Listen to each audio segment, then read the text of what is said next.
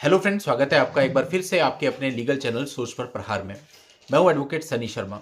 दोस्तों, जैसे कि आपने थंबनेल पर पढ़ा भी होगा, बात बिल्कुल सही है कि अगर पत्नी ऐसे लोगों के नाम इन्वॉल्व करती है जो आपके दूर दूर के रिश्तेदार हैं, तो इस आधार पे इस एफआईआर को खत्म किया गया।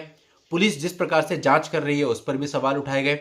एक बहुत ही प्यारा जजमेंट जो कि लॉ के मिसयूज के खिलाफ आया है, वो मैं आज आपके सामने इस वीडियो के माध्यम से रखने वाला हूं। दोस्तों, आपकी जो मेन प्रॉब्लम होती है, आदमी कहता है मैं अकेले तो लड़ लूंगा लेकिन परिवार के लोगों के साथ नहीं लड़ पाऊंगा, तो कभी क्या होता है कि एफआईआर के अंदर माता पिता के नाम भी होते हैं। एक स्टेप और आगे जाके माता पिता भाई बहन के नाम भी होते हैं। फिर एक स्टेप और आगे जाके मैरिड सिस्टर और उसके पति के भी नाम होते हैं। और एक स्टेप और आगे जाके जो दूर के रिश्तेदार होते हैं, चचेरे भाई बहन होते हैं, ताऊ जी होते हैं, चाचा जी होते हैं, उनके भी नाम होते हैं।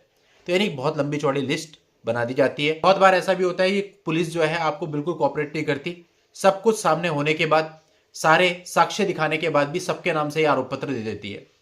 और ऐसे में आप परेशान हो जाते हो कि मुझे तो लड़ना ही यार, ये लोग क्यों बिना मतलब लड़ रहे हैं। तो इस प्रकार का कोई मामला अगर आपके साथ है जिसमें आपकी पत्नी ने आपके खिलाफ एक झूठी शिकायत पुलिस को दी है और उसमें आपके अलावा आपके परिवारजनों के नाम है, तो ऐसे मामले अब नहीं चलेंगे। इस जजमेंट का आप यूज कर सकते हैं। बहुत ही बढ़िया ये जजमेंट आया है।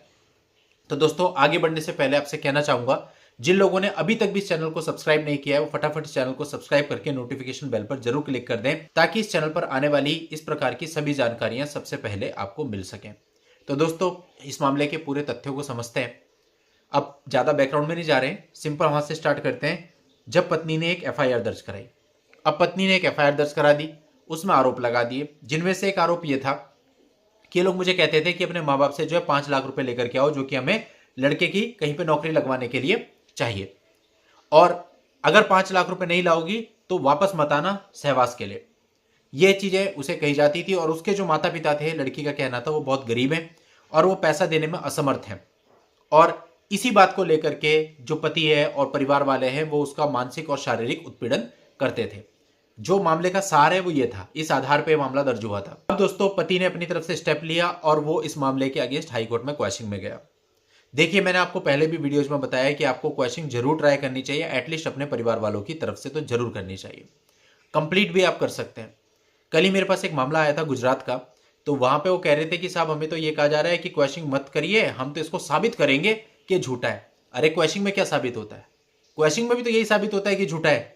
इनिशियली अगर केस खारिज हो गया, अब जैसे कि जजमेंट आया, तो ये पूरी दुनिया के लिए नजीर बनेगा कि भाई अगर आप ऐसे मामले दर्ज कराएंगे तो शुरुआत में खारिज हो जाएगा, आपको कुछ मिलेगा नहीं। आप कैसे उसे झूठा साबित करेंगे? ट्रायल चला के 10 साल 15 साल लड़ेंगे कोर्ट में। तो तरीका क्या है कि उतनी लंबी चौड़ी हैरेसमेंट अगर आपको बचानी है तो एक बार आपको क्वेश्चनिंग जरूर ट्राई करनी चाहिए।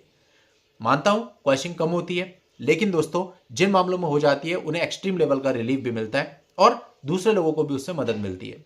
तो अब देखिए इसमें क्या हुआ, इस मामले के अंदर कैसे रहा। अब जब यह मामला हाईकोर्ट में आया तो हाईकोर्ट ने इसको बहुत गहनता से देखा और सबसे पहले तो यह देखा पूरी एफआईआर के अंदर कि जो पत्नी है वो स्पष्ट तारीखें बताने में विफल रही है। उसे कई भी तारीखों का उल्लेख नहीं करा कब कौन सी घटना घटी है। इसके अलावा जो उसके आरोप हैं वो भी विशिष्ट प्रकृति नहीं है, बल्कि सामान्य आरोप हैं। उसने कहीं नहीं बताया कि किस व्यक्ति ने कैसे उसके साथ क्रूरता करी है, बस ये बोला कि सभी ने मिलकर मेरे साथ मानसिक और शारीरिक उत्पीड़न किया है, क्रूरता करी है। और जो सबसे खास बात है, यहां पर ऑनरेबल हाई कोर्ट ने जो पुलिस ने जिस प्रकार से चार्जशीट फाइल करी थी उस चीज पर देखा।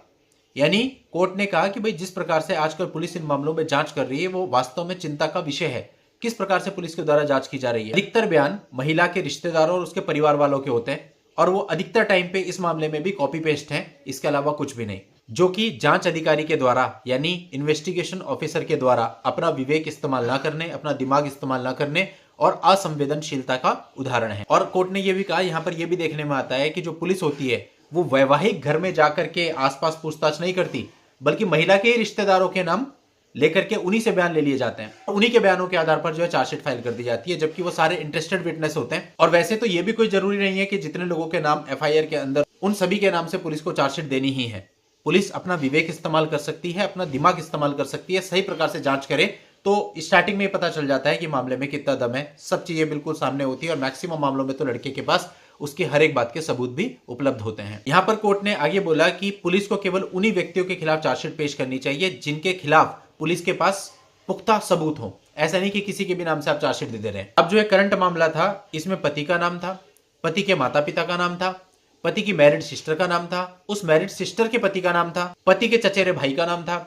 तो जब ऑनरेबल कोर्ट ने देखा है भाई किस तरह से आपने चार्जशीट दे दी, जो इसमें गवाह आपने बनाए वो सारे महिला के रिश्तेदार हैं, ये महिला के जहां माता पिता रहते हैं उनके पड़ोसी हैं, सारे इंटरेस्टेड विटनेस हैं, उन्हीं के आधार पे आप सबके नाम से चार्जशीट दे रहे हो, कोई जांच आपने करी नहीं है। और ये जो आरोप है कि माता पिता के यहाँ से आप पैसा मांग के लाओ, उसमें लाने में असमर्थ रही तो मानसिक क्रूरता उत्पीड़न किया, ऐसा कोई उत्पीड़न नहीं माना जाएगा। ये कोई घटना नहीं है जो 498A के अंतर्गत क्रूरता की श्रेणी में आए। और ये सब टिप्पणियां करते हुए ऑनरेबल कोर्ट ने इस FIR को खारिज कर दिया। दोस्तों रिसेंट मामला है, पिछले कई दिनों से मैं आपके लिए रोज एक ऐसा जजमेंट लेकर के आ रहा हूं जो कि आपको इस प्रकार की राहत देता है। दोस्तों चूंकि मैं आपके लिए बिल्कुल तुरंत वीडियो बनाता हूं, जैसे कल जजमेंट आया आज वीडियो बना दिया, तो इतनी जल्दी PDF कॉपीज अवेलेबल नहीं होती हैं। आप सब लोग कमेंट करते रहते हो और शायद बहुत से लोग तो ऐसे हैं जो वीडियो भी नहीं देखते, सीधा कमेंट कर देते हैं कि लिंक नहीं मिल रहा है। इसलिए दोस्तों अगर मेरे पास PDF कॉपी अवेलेबल होती है, मैं लेट बना रहा हूं, तो PDF कॉपी का लिंक आपको डिस्क्रिप्शन में मिलता है। और जब तक नहीं होता तब तक आपको उस पर्टिकुलर सोर्स का लिंक मैं देके रखता हूं जहां से मुझे उसकी जानकारी मिली है, चाहे वो कोई न्यूज़पेपर हो, चाहे वो कोई ऑनलाइन पोर्टल हो, चाहे वो कोई भी हो, वहां की आपको सोर्स देके रखता हूं। और जैसे PDF मेरे पास आ जाता है तो मैं नीचे उसके अटैच कर देता हूं। तो ये चीज आपको समझनी है। और दोस्तों ये जो पूरा मामला है इसका जो लिंक है वो भी आपको इस वीडियो के नीचे डिस्क्रिप्शन में मिल जाएगा, वहां जाके पूरे मामले की जानकारी ले सकते हैं और मामले की परिस्थितियां सेम होने पर अपने मामले में उपयोग करके आप उसका लाभ उठा सकते हैं। चलिए दोस्तों आज के इस वीडियो में इतना ही। नेक्स्ट वीडियो में नई जानकारी के साथ मैं आपसे फिर मिलता हूं, तब तक के लिए goodbye and thank you for watching. Take care.